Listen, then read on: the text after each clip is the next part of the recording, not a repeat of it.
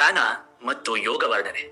ಪರಮೇಶ್ವರ ಭೋಗ ಮತ್ತು ಮೋಕ್ಷವನ್ನು ಕೊಡುವ ಶಕ್ತಿ ಯೋಗಕ್ಕಿದೆ. ಯೋಗಿಗಳು ಧ್ಯಾನದ ಮೂಲಕ ಪರಮಾತ್ಮನನ್ನು ಸೇರುತ್ತಾರೆ. ಯೋಗಕ್ಕೆ ಮತ್ತು ಧ್ಯಾನಕ್ಕೆ ಹೊಂದಿಕೊಂಡವನು ಪರಮಾರ್ಥವನ್ನು ಪಡೆಯುತ್ತಾನೆ. ಯೋಗವನ್ನು ತತ್ಸಾರದ ಭಾಗವಾಗಿ ನಿಮಗೆ ತಿಳಿಸುತ್ತೇನೆ. ಇದು ಸಮಸ್ತ ಪಾಪವನ್ನು ನಾಶ ಮಾಡುವಂಥದ್ದು. ಇದನ್ನು ಯೋಗಿ ಇಂತಹ ಸಂಕಲ್ಪದಿಂದ ಪ್ರಾರಂಭ ಮಾಡುತ್ತಾನೆ. ನಾನೇ ವಿಷ್ಣು, ನಾನೇ ಎಲ್ಲರಿಗೂ ಈಶ್ವರ, ನಾನೇ ಅನಂತನು, ಷಡ್ರೂಮರಹಿತನು ನಾನೇ, ನಾನೇ ವಾಸುದೇವ, ನಾನೇ ಜಗನ್ನಾಥ, ಬ್ರಹ್ಮರೂಪವೂ ನನ್ನದೇ, ಸಮಸ್ತ ಪ್ರಾಣಿಗಳ ಶರೀರದಲ್ಲಿರುವ ಆತ್ಮವೂ ನಾನೇ, ಸರ್ವ ದೇಹಗಳಿಂದ ವಿಮುಕ್ತಿ ಹೊಂದಿರುವನು ನಾನೇ, ಕ್ಷರಕ್ಕೆ ಪ್ರಪಂಚ ಅಕ್ಷರಕ್ಕೆ ಮೀರಿದವನು, ಶರೀರ ಧರ್ಮರಹಿತನು, ಇಂದ್ರಿಯಗಳಿಗೆ ಭಾಗದ ಅತೀಂದ್ರಿಯನು, ಪೋತ್ರನು, ದ್ರಷ್ಟನು, ಗ್ರಾಥ ಗ್ರಂಥವನ್ನು ಗ್ರಹಿಸಿಕೊಳ್ಳುವವನೂ ನಾನೇ. ಎಲ್ಲರ ಮನಸ್ಸಿನಲ್ಲಿ ನಾನು ಇರುತ್ತೇನೆ, ಆದರೆ ನನಗೆ ಮನಸ್ಸು ಇರುವುದಿಲ್ಲ. ವಿಜ್ಞಾನ ಸ್ವರೂಪನು ನಾನೇ, ದೃಗ್ರೂಪವೂ ನಾನೇ. ಪ್ರಾಣಿಗಳಲ್ಲಿ ಪ್ರಾಣ ಸ್ವರೂಪನು, ಅಹಂಕಾರ ರಹಿತನು, ಅಹಂಕಾರದಿಂದ ಹುಟ್ಟುವ ವಿಕಾರಗಳಿಂದ ಮುಕ್ತನಾದವನು ನಾನೇ. ಈ ಜಗತ್ತಿಗೆ ಸಾಕ್ಷಿಯು ನಿಯಂತ್ರಕನೂ ನಾನೇ. ಪರಮಾನಂದ ಸ್ವರೂಪವೂ ನನ್ನದೇ. ಜಗತ್ತಿನಲ್ಲಿ ಸ್ವಪ್ನ ಸುಷುಪ್ತವರಾಗಿ ಸಾಕ್ಷಿಭೂತಿಯೂ ನಾನೇ. ನನಗೆ ಯಾವ ಅವಸ್ಥೆಗಳು ಇರುವುದಿಲ್ಲ. ತುರಿಯ ಬ್ರಹ್ಮನು ವಿಧಾತನೂ ನಾನೇ. ದೃಗ್ರೂಪ ಪರಮಾತ್ಮನು ನಾನೇ. ಸಮಸ್ತ ಪ್ರಪಂಚಕ್ಕೆ ದೃಷ್ಟ, ದೃಶ್ಯ, ದೃಷ್ಟಿ ಎನ್ನುವ ಭಾಗಗಳು ಇರುತ್ತವೆ. ಈ ಮೂರಕ್ಕೂ ಪರಮಾತ್ಮನು ನಾನೇ. ಅವನೇ ದೃಗ್ರೂಪಿ. ನಿರ್ಗುಣ, ಮುಕ್ತ, ಬುದ್ಧ, ಶುದ್ಧ, ಪ್ರಬುದ್ಧ, ಅಜರ, ಸರ್ವವ್ಯಾಪಿ, ಸತ್ಯ ಸ್ವರೂಪ, ಶಿವಸ್ವರೂಪ ಪರಮಾತ್ಮನು ನಾನೇ. ಈ ಪ್ರಕಾರವಾಗಿ ವಿದ್ವಾಂಸನಾದ ಯೋಗಿ ಪರಮಾತ್ಮನನ್ನು ಅರಿತುಕೊಂಡು ತಾನೇ ಪರಮಾತ್ಮ ಎಂದು ಧ್ಯಾನಕ್ಕೆ ಸಂಪೂರ್ಣವಾಗಿ ಸೇರಿಕೊಂಡು ಅವನ ಸಾನ್ನಿಧ್ಯವನ್ನು ಹೊಂದುತ್ತಾನೆ. ಇದೇ ಧ್ಯಾನ ಯೋಗ. ಸೃಷ್ಟಿಯಲ್ಲಿ ನೀನೊಬ್ಬನೇ ಸಂಪೂರ್ಣ ಧ್ಯಾನ ಯೋಗಿಯಾದವನು ಶಂಕರದೇವ. ಇಂದು ಮುಂದೆ ಈ ಧ್ಯಾನ ಯೋಗವನ್ನು ಓದುವವರಿಗೆ, ಚಿಂತನೆಯನ್ನು ಮಾಡುವವರಿಗೆ ವಿಷ್ಣುಲೋಕ ಪ್ರಾಪ್ತಿಯಾಗುತ್ತದೆ. ಇದರ ಜೊತೆಗೆ ಮೃತ್ಯುಂಜಯ ಮಂತ್ರದ ಮಹಿಮೆಯನ್ನು ಕೂಡ ತಿಳಿಸುತ್ತೇನೆ, ಕೇಳಿಕೊಳ್ಳಿ. ಗರುಡನು ಕಶ್ಯಪ ಮಹರ್ಷಿಗೆ ಬೋಧನೆ ಮಾಡಿದ ಮೃತ್ಯುಂಜಯ ಮಂತ್ರದ ಬಗ್ಗೆ ಹೇಳಿರಿ. ಇದು ಸಾಧಕನನ್ನು ಉದ್ಧಾರ ಮಾಡುತ್ತದೆ, ಪುಣ್ಯವನ್ನು ತಂದುಕೊಡುತ್ತದೆ. ಈ ಮೃತ್ಯುಂಜಯ ಪೂಜೆಯಲ್ಲಿ ಸಕಲ ಪೂಜೆಗಳು ಅಡಕವಾಗಿದೆ ಎಂದು ಜ್ಞಾನಿಗಳು ಹೇಳುತ್ತಾರೆ. ಓಂ ಜುಂ ಸಹ ಎನ್ನುವ 3 ಅಕ್ಷರಗಳ ಮಂತ್ರವೇ ಮೃತ್ಯುಂಜಯ ಮಂತ್ರ. ಇದು ಮೃತ್ಯುವನ್ನು, ದಾರಿದ್ರ್ಯವನ್ನು ತೊಲಗಿಸುವ ಮಂತ್ರ. ಶಿವ, ವಿಷ್ಣು, ಸೂರ್ಯೋದಿ ದೇವತೆಗಳು ಇದನ್ನ ಪಡಿಸಿ ಅವರನ್ನು ಪ್ರಸನ್ನಗೊಳಿಸುತ್ತಾರೆ. ಓಂ ಜುಂ ಸಹ ಎನ್ನುವ ಈ ಮಹಾಮಂತ್ರವನ್ನು ಅಮೃತೇಶ ಎನ್ನುವ ಹೆಸರಿಂದಲೂ ಕೂಡ ಕರೆಯುತ್ತಾರೆ. ಈ ಮಂತ್ರವನ್ನು ಜಪಿಸುವವರ ಪಾಪಗಳೆಲ್ಲವೂ ದೂರವಾಗುತ್ತದೆ. ಮೃತ್ಯುವಿನಿಂದ ಎದುರಾಗುವ ಬಾಧೆಗಳೆಲ್ಲವೂ ದೂರವಾಗುತ್ತದೆ.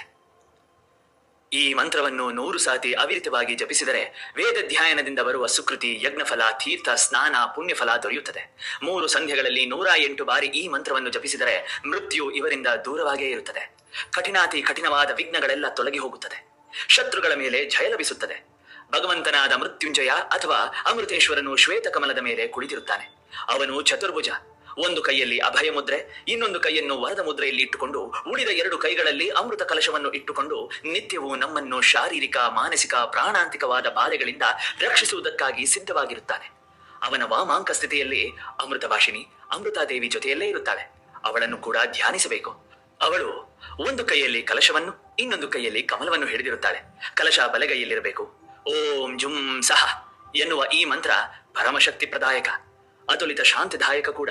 ಅಮೃತ ದೇವಿಯ ಸಮೇತ ಅಮೃತೇಶ್ವರನನ್ನು ಧ್ಯಾನಿಸುತ್ತಾ ಈ ಮಹಾಮಂತ್ರವನ್ನು 3 ಸಂಧ್ಯೆಯಲ್ಲಿ ಜಪಿಸುತ್ತಾ ದಿನಕ್ಕೆ 8 ಸಾರಿಯಂತೆ 1 ತಿಂಗಳು ಮಾಡಿದವರಿಗೆ ಜರ, ಮೃತ್ಯು, ಭಾವ್ಯಾದಿ ಬಾಧೆಗಳು ಇರುವುದಿಲ್ಲ.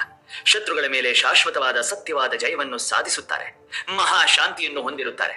ಅಮೃತೇಶ್ವರನ ಪೂಜೆಯಲ್ಲಿ ಕೂಡ ಆವಾಹನೆ, ಸ್ಥಾಪನೆ, ರೋದನ, ಪ್ರತಿಷ್ಠಾಪನೆ, ಸನ್ನಿಧಾನ, ನಿವೇಶನ, ಭಾದ್ಯ, ಆಚಮನ, ಸ್ನಾನ, ಆರ್ಘ್ಯ, ಮಾಲೆ, ಅನುಲೇಪನ, ದೀಪ, ವಸ್ತ್ರ, ಆಭರಣಗಳು, ನೈವೇದ್ಯ, ಪಾನ, ಮುದ್ರಾ ಪ್ರದರ್ಶನ, ಮಂತ್ರ ಜಪ, ಧ್ಯಾನ, ದಕ್ಷಿಣೆ, ಆಹುತಿ, ಸ್ತುತಿ, ವಾದ್ಯಗೀತ ನೃತ್ಯಗಳು, ನ್ಯಾಸ್ಯ ಪ್ರದರ್ಶನಗಳು, ಸಾಷ್ಟಾಂಗ ನಮಸ್ಕಾರ, ಮಂತ್ರಶೇಯೆ ಮುಂತಾದ ಉಪಚಾರಗಳು ಎಲ್ಲವೂ ಇರುತ್ತವೆ. ಪೂಜೆಯ ನಂತರ ದೀಕ್ಷಾ ವಿಸರ್ಜನೆ ಮಾಡಬೇಕು. ಈ ಸಂದರ್ಭದಲ್ಲಿ ಪರಮಾತ್ಮನು ಷಡಂಗ ಪೂಜೆಯನ್ನು ಉಪದೇಶಿಸುತ್ತಾನೆ. ಅದು ಏನೆಂದರೆ, ಸಾಧಕನು ಮೊದಲಿಗೆ ಆರ್ಘ್ಯ ಕೊಡುವ ಪಾತ್ರೆಯಲ್ಲಿ ಪೂಜಿಸಿ ಅಸ್ತ್ರ ಮಂತ್ರವನ್ನು ಉಚ್ಚರಿಸಬೇಕು. ಜೊತೆಗೆ ಬಲಗೈಯಿಂದ ಎಡಗೈಗೆ ಹೊಡೆದು ಶಬ್ದ ಮಾಡುತ್ತಾ ಪಟ್ ಎನ್ನುವ ಮಂತ್ರವನ್ನು ಹೇಳಬೇಕು. ನಂತರ ಕವಚ ಮಂತ್ರದಿಂದ ಅಮೃತಕರಣ ಕಾರ್ಯವನ್ನು ಪೂರ್ಣಗೊಳಿಸಬೇಕು.